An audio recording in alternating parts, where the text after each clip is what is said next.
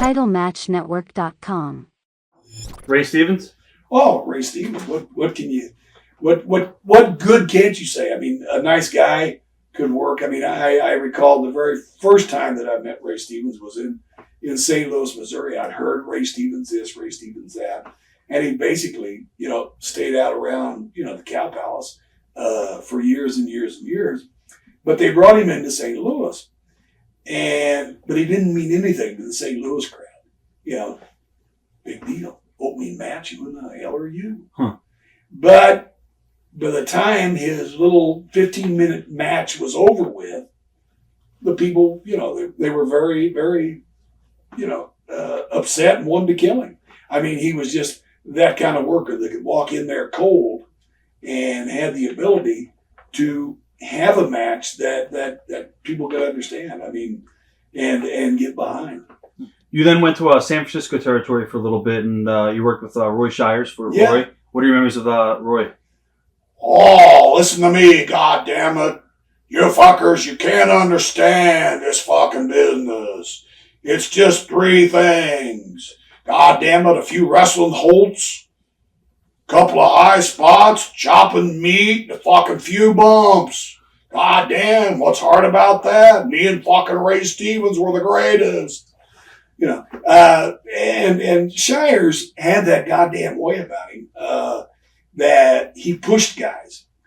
And him and Rose tangled assholes on a number of occasions, but he never pushed me on interviews. I mean, I can remember him browbeating guys over and over and over again. Redo that goddamn thing. Jesus fucking Christ.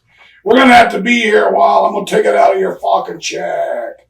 Huh. But he intimidated guys, and even to the point where I'd heard that somebody, he browbeat the guy so bad that he committed suicide. That he figured, fuck, I'll never be able to work, and goddamn it, I can't please Roy, and this and that. So again, he never bothered me. I ran into him a few years after that. I think when I was working for Independence. And I was in Vegas, and I was leaving Vegas, and goddamn, I see this fucking guy, and he's all cowboy hat, kind of look like I want to say Foghorn Lego, or not. No, that's just fucking chicken, but Yosemite Sam, I think. Right. He's all fucking hat, and I see this, and they call me up to the podium because I'm flying standby, and I'm getting my ticket all squared away, and I see this fucking hat walking toward me. He said, "I thought that was you, but I didn't want to say anything." God damn. I said, Jesus Christ, Roy, what are you doing? He said, I'm down here buying another fucking whorehouse. He said, I was in the wrong business all those years. He said, fuck, he said, I bought one whorehouse. He said, I'm making nothing but money. He said, now I'm bought another one. He said, fuck that wrestling business. And we had a little conversation. And he I don't know, a couple of years after that, I think he died, passed away. He was quite a personality. I mean, Roy could be very abrasive and aggressive to anybody. I can remember at the television station, of course, he always was, sometimes he wouldn't really look for a waste paper basket. He didn't shoot a back or anything. He just fucking spit on the floor. And so he's in there, and of course, the president of the station comes in, and Roy's having a piss, and he steps up to the urinal. Roy, goddamn it! I understand you got a ranch. Like he said, you got a farm. Oh, it's a goddamn ranch. And he says, well, I got a ranch too. He said, I raised Brangus. Brangus? They're the fucking shits. You need to get a real fucking cattle on your goddamn place, Right. And he just, that was Roy. He instead of being somewhat diplomatic, he just wasn't going to be diplomatic at all. But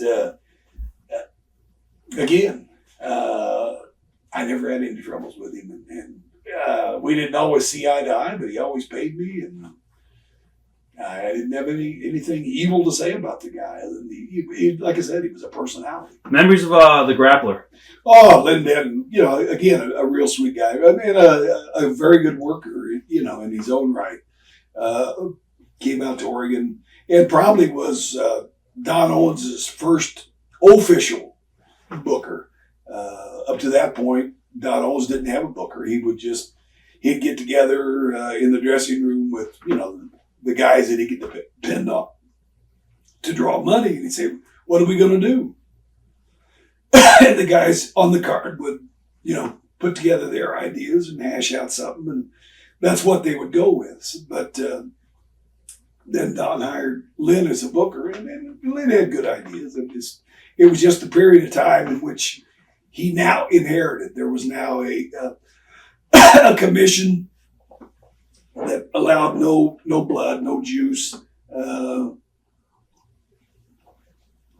very strong drug testing, which a lot of the guys that Lynn had wanted to bring in came out and couldn't pass the drug screen. And I mean, he was really hampered by what he could do simply with the change in the rules. And that can all be faulted back to Billy Jack, who went down to the commission and had told the commission, oh, these guys are all smoking pot and doing drugs, and you need to drug test them. And, they cut themselves with razor blades. And so they didn't have to go too far to find an allegiance. Now, this guy that lobbied and got this commission was a guy that had a run-in with Sandy Barr. The guy was a retired cop from New York and had retired in Oregon. And he, had some boxers. And so Sandy Barr was promoting some boxing too, and other than the wrestling. And so he had a fighter, and he wanted a guy that could do 3 rounds. He said, do you have anybody that can do 3 rounds? And of course, this guy, and the name doesn't come to me at this point, but, oh yeah, I got this guy. And so what happened was the guy was in such bad shape that at the end of 1, they threw in the towel because he was just out of shape. Well, Sandy refused to pay him for a 3-round fight, paid him for less than a 3-round fight. If it went the distance or whatever the guy would have lost, I'm sure he would have paid him. But, this guy gets upset with Sandy, and he's the one that rallies and gets his commissioner, along with the help of Billy Jack. And it was meant to drive Don Owens out of business and promote Billy's thing, but it backfired. The commission and killed everybody. Yeah, I mean, it not only Billy Jack was dead in the water, but you went to Florida, I think, as well, and you had a match with David Von Ark at one point. Probably had more than one with him. Right. Can't remember exact incidences in a lot of matches. TitleMatchNetwork.com